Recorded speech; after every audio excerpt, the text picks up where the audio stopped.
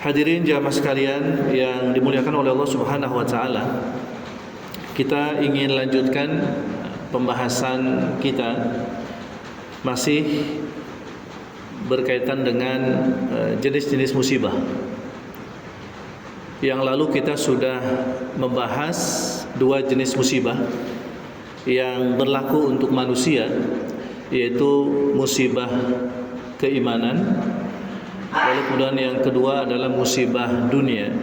Hari ini kita ingin membahas sedikit tentang salah satu musibah yang ini juga pasti terjadi pada diri anak Adam, tapi terjadinya tidak di dunia ini, terjadinya nanti di akhirat. Dan dalam beberapa ayat Allah Subhanahu wa taala ingatkan akan musibah akhirat yang ini bisa jadi akan menimpa siapa saja. Makanya dalam ayatnya itu Allah Subhanahu wa taala seperti ingin mengingatkan kepada kita supaya kita ketika hidup di dunia ini bersiap diri agar kita tidak termasuk orang-orang yang mendapatkan musibah di akhirat. Di dalam surah Ali Imran ayat 30 Allah berfirman, kata Allah, a'udzubillahi minasyaitonirrajim, yauma tajidu kullu nafsin ma 'amilat min khairin muhdara wa ma 'amilat min su'in tawaddu law anna bainaha wa bainahu amadan ba'ida. Kata Allah Subhanahu wa taala, ingatlah pada hari ketika setiap jiwa itu dihadirkan oleh Allah Subhanahu wa taala perbuatan-perbuatan baik maupun perbuatan-perbuatan buruk yang sudah dilakukannya di dunia. Jadi perbuatan yang baik dan juga perbuatan yang buruk yang sudah dilakukan oleh setiap manusia nanti akan Allah hadirkan di hari kiamat. Dan ketika perbuatan buruk itu dihadirkan oleh Allah kepada manusia, maka ada manusia yang kemudian mereka seperti memohon kepada Allah, lau anna bainaha wa bainahu amadan ba'idan. Duhai sekiranya antara siksa Allah yang akan diterimanya atau akibat buruk dari perbuatan buruk yang sudah dilakukannya dengan dirinya itu ada jarak yang panjang. Artinya kalau masih ada kesempatan atau masih ada jarak antara dirinya dengan siksa yang nanti akan dia terima, maka orang ini tentu akan melakukan perbaikan-perbaikan. Dan ini adalah salah satu penyesalan yang akan terjadi nanti di hari akhirat. Yang tentu penyesalan itu hadirin itu tiada berguna. Seperti halnya juga penyesalan mereka-mereka yang Allah Subhanahu wa taala masukkan ke neraka. Dalam surah Fatir ayat yang ke-37 Allah berfirman, kata Allah, wa hum yastarihuna fiha rabbana akhrijna na'mal salihan. Mereka para penghuni neraka itu berteriak-teriak di dalam neraka. Lalu mereka mohon sama Allah agar mereka dikembalikan lagi ke dunia, dan mereka berjanji kepada Allah kalau mereka sesaat saja mereka dikembalikan lagi ke dunia, maka mereka akan beramal soleh. Mereka akan melakukan amal-amal kebaikan yang itu berbeda dengan amal-amal yang mereka lakukan sebelumnya. Namun hadirin, ingat bahwasanya ketika hari berbangkit itu sudah tiba, ketika hari akhirat itu sudah tiba, maka saat itu penyesalan tiada berguna. Allah tidak akan mengabulkan permintaan mereka. Allah ungkapkan kepada mereka dua alasan. Yang pertama, Allah sudah sampaikan kepada mereka. Kata Allah, awalam nu'ammirukum. Bukankah kata Allah, kami sudah memberikan umur yang panjang kepadamu. Ketika kalian hidup di dunia, maka kalian diberikan umur yang panjang, yang dengan umur yang panjang itu may yatadzakaru fihi man tadzakara, lalu dijadikan sebagai waktu di mana setiap orang itu bisa mengambil pelajaran dari berbagai macam peristiwa-peristiwa yang dialaminya.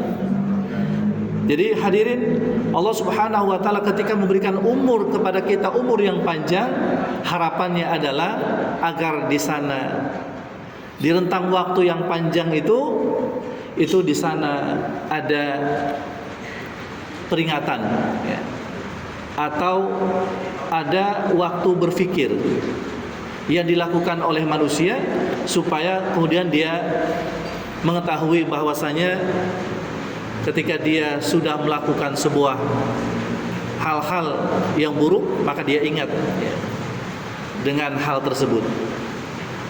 Ketika dia berbuat maksiat misalnya, maka kemudian dia ingat akan maksiatnya, lalu kemudian dia sadar itu adalah hal yang buruk, dan kemudian dia bertaubat kepada Allah Subhanahu wa taala. Jadi Allah memberikan kesempatan dengan memberikan umur kita yang panjang ini agar kita banyak berpikir, banyak mengambil pelajaran dari berbagai macam peristiwa sehingga kemudian kita sadar.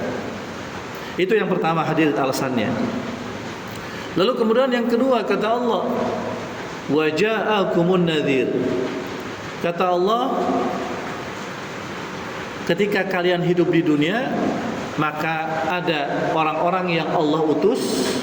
Mereka tidak pernah bosan, tidak pernah henti-hentinya memberikan nasihat, memberikan peringatan kepadamu.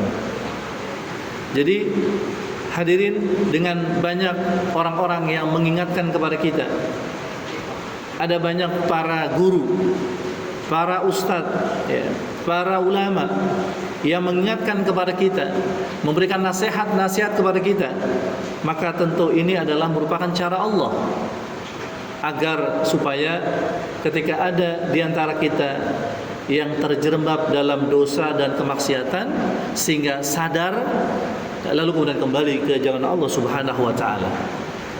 Sehingga Allah Subhanahu wa taala tidak mengabulkan permohonan orang-orang yang sudah dimasukkan ke neraka, maka kemudian Allah hanya berkata kepada mereka, fadzuqu, maka rasakan siksaan yang telah Allah berlakukan untuk kalian, ya, fama lidzalimina min nasir. Maka tidak ada pertolongan bagi orang-orang yang zalim.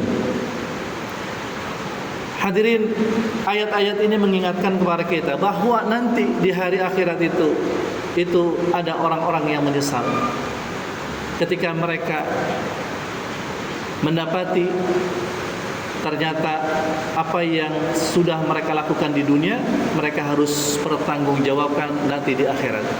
Faman ya'mal mithqala dzarratin khairan yarah wa man ya'mal mithqala dzarratin syarran yarah.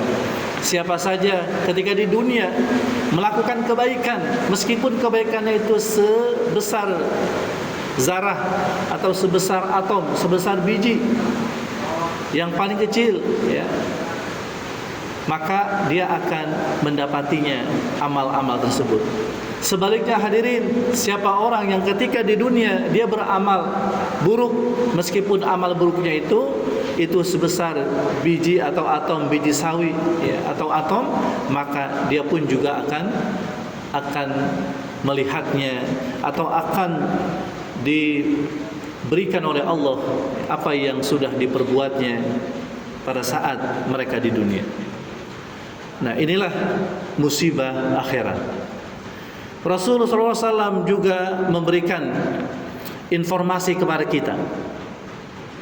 Di antara manusia-manusia yang mereka mendapatkan musibah di akhirat itu adalah, yaitu ketika mereka menjadi orang-orang yang bangkrut, al-muflis.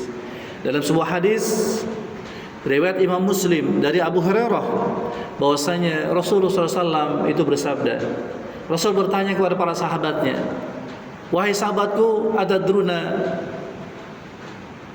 mal muflis?" Wahai sekalian sahabatku, apakah kalian tahu siapa orang yang bangkrut?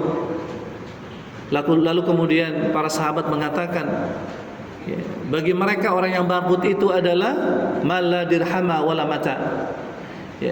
Orang yang bangkrut itu adalah mereka yang tidak memiliki harta dan mereka yang tidak memiliki uang. Lalu kemudian Nabi bersabda, "Innal muflisa min ummati," sesungguhnya orang yang bangkrut nanti di akhirat di kalangan umatku adalah yaitu mereka yang ya'ti bisolatin wasiyamin wa zakatin. Mereka ketika menghadap Allah, mereka membawa pahala salat, mereka membawa pahala puasa, mereka membawa pahala zakat. Tapi di samping itu juga mereka juga membawa dosa-dosa kepada manusia. Ketika di dunia mereka mencaci maki sesamanya. Ketika di dunia mereka menzolimi sesamanya. Ketika di dunia mereka menumpahkan darah sesamanya. Ketika di dunia mereka memukul sesamanya dan juga melakukan berbagai macam perbuatan-perbuatan yang tidak baik yang itu berkaitan dengan hubungan kepada sesama. Maka kemudian kata Rasulullah SAW, maka ketika mereka menghadapkan atau menyerahkan pahala-pahala dari solatnya, puasanya, zakatnya, karena mereka punya urusan atau punya masalah dengan sesamanya, mereka disuruh bertanggung jawab. Sehingga apa yang sudah mereka kumpulkan itu, kebajikan-kebajikan yang mereka kumpulkan itu, maka itu sebagai sebuah jaminan untuk mereka itu membalas segala macam apa yang sudah diperbuatnya kepada saudara-saudaranya. Sehingga akhirnya pahala puasanya, pahala zakatnya, pahala salatnya habis dan orang-orang yang dia zolimi juga masih tersisa. Pada akhirnya kemudian dosa-dosa orang-orang itu lalu kemudian diberikan kepada orang ini. Maka jadilah kemudian akhirnya dimasukkan oleh Allah orang ini ke neraka. Nah, inilah orang yang bangkrut dalam agama. Ketika dia di dunia ini hanya memprioritaskan ibadah-ibadah yang berkaitan dengan ibadah hubungan kepada Allah, tapi kemudian dia tidak mempedulikan hubungan kepada sesama, sehingga akhirnya di akhirat dia termasuk orang yang muflis, orang yang bangkrut. Oleh karena itu maka kalau kita tidak ingin bangkrut, maka perbaiki hubungan kita dengan Allah. Segala macam ibadah-ibadah hubungan kita langsung dengan Allah kita lakukan, tapi juga ibadah sosial hubungan kita dengan sesama itu juga mesti kita perkuat gitu. Nah, yang terakhir hadirin, musibah terjadi pada diri seseorang itu adalah kata Allah digambarkan dalam sebuah hadis qudsi. Nanti dalam sebuah hadis dikatakan bahwasanya nanti ketika seseorang itu menghadapkan segala macam amalan-amalannya, dia membawa pahala sholat, dia membawa pahala zakat, dia membawa pahala haji, dia membawa pahala puasa dan sebagainya. Lalu kemudian ketika sudah dipersembahkan kepada Allah, wa yaj'aluhallahu haba'an mansura, Allah jadikan semua itu seperti debu-debu yang berterbangan, artinya enggak ada maknanya. Lalu kemudian para sahabat bertanya, kenapa itu bisa terjadi? Maka kemudian dikatakan, Nabi katakan bahwasanya orang ini ketika di dunia maka dia hanya bertakwa atau hanya taat kepada Allah ketika dengan orang banyak. Tapi ketika dia sendiri, ketika tidak ada orang, dia melakukan maksiat gitu. Jadi sehingga akhirnya kemudian segala apa yang sudah dikumpulkannya dari berbagai macam ibadah itu kemudian tiada berguna, karena dia taatnya hanya ketika dia dengan orang banyak. Tapi ketika dia sendiri, dia kemudian menjadi orang-orang yang bermaksiat kepada Allah, orang-orang yang dia tidak peduli dengan halal dan haram, tidak peduli dengan perintah ya dan juga larangan Allah Subhanahu wa taala. Nah, itulah hadirin beberapa kondisi ya atau keadaan ya yang berkaitan dengan musibah di akhirat kelak. Oleh karena itu, maka selagi kita masih diberikan kesempatan hidup oleh Allah Subhanahu wa taala di dunia ini, gunakan kesempatan ini dengan sebaik-baiknya. Mudah-mudahan dengan kita bisa mempersiapkan diri dengan baik ya, sehingga nantinya kita tidak menjadi hamba-hamba Allah yang terkena musibah akhirat.